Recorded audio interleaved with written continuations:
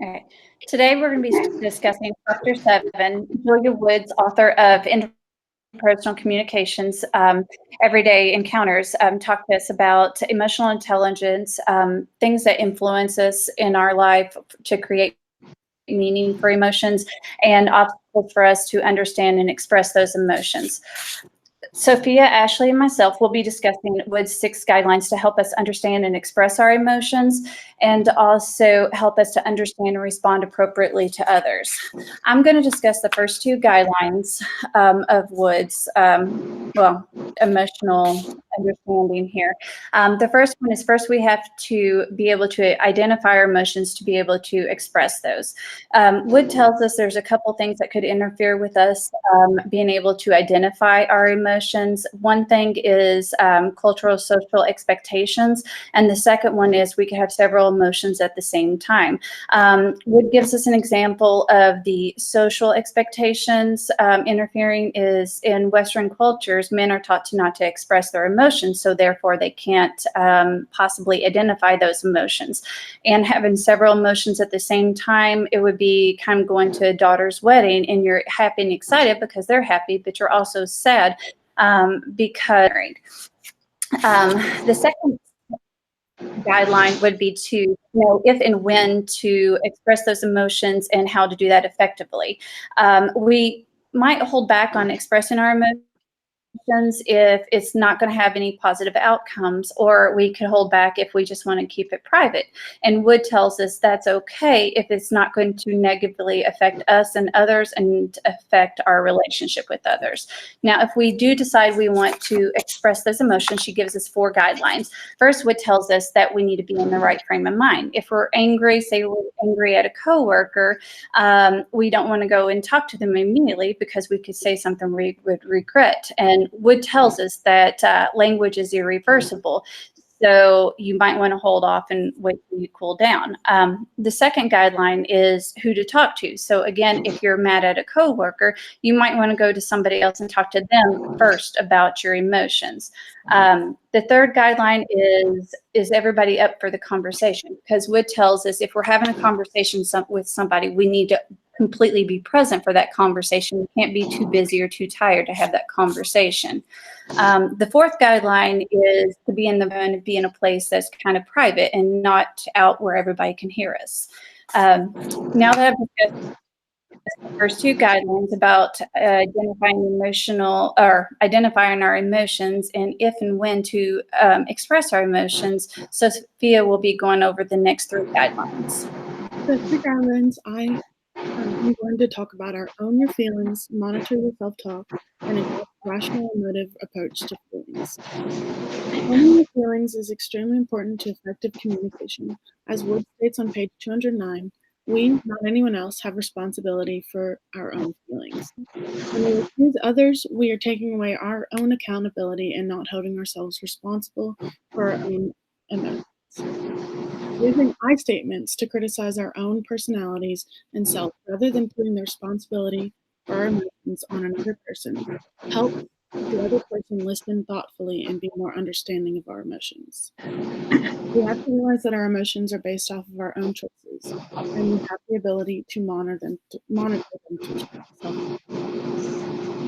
The fourth guideline prevents us to monitor our self-talk by communication with ourselves and working through our emotions. Psychologist Martin Seligman, 1990, said, "Our thoughts are not merely reactions to events; they change what ensues." Meaning that we think about what we think about on a day-to-day basis, and what we think about our emotions affects our lives and our future.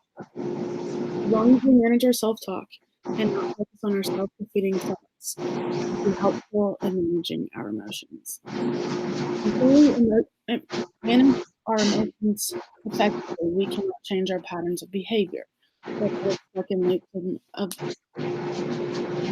unhappiness, fear, rather than appreciating the connections.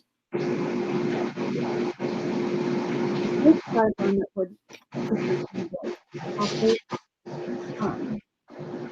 is adopt a rational emotive approach to feelings. Wood defines this as using rational thinking and self-talk to challenge debilitating thoughts and emotions that undermine healthy and stable self-concepts and emotions in relationships. There are 4 steps to engage in the rational emotive approach to feelings. The first step is monitoring your emotional reactions and interactions in situations that distress you or cause you anxiety.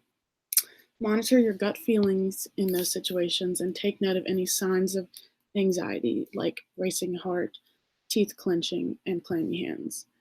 Wood states that the second step is to identify the events and situations to which you have unpleasant responses.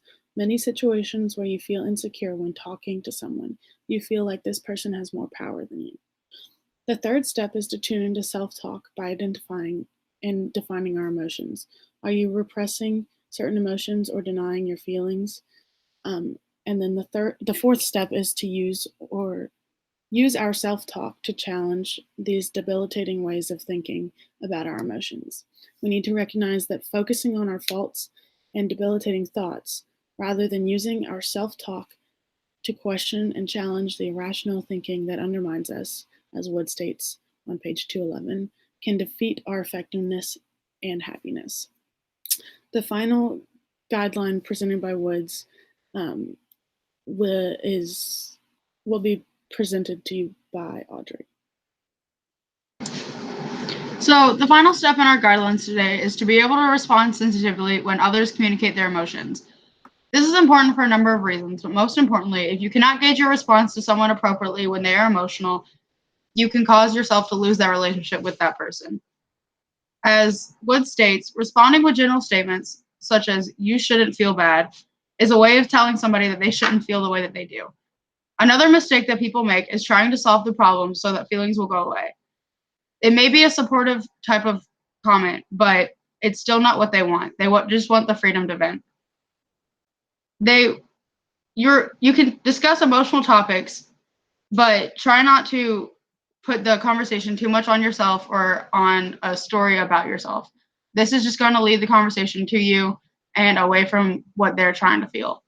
So today we talked to you about the guidelines to communicating emotions effectively. And in our presentation, we have our visual aid. So we discussed the guidelines in Chapter 7. Here we have an example of 2 people not using effective emotional communication in a business-like situation. And then we have our guidelines for communicating emotions, which were identify your emotions, choose whether and how to express your emotions, own your feelings, monitor your self-talk, adapt a rational emotive approach to feelings, and respond sensitively when others communicate their emotions. And then here we have another example of people actually using effective emotional communication in a business setting where they're getting along and they're perfectly fine with each other. And then we have our references.